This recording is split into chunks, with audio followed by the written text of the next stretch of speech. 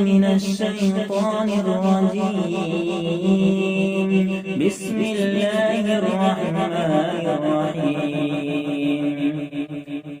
فلا صدق ولا صلى ولكن كذب وتولى ثم ذهب إلى أهله يتمطى أولى لك فأولى ثم أولى لك فأولى أيحسب الإنسان أن يترك سدى ألم يكن نطفة من مني يمنى ثم كان علقة فخلق فسوى فجعل منه الزوجين الذكر والأنثى أليس ذلك بقادر على أن يحيي الموتى صدق الله العظيم.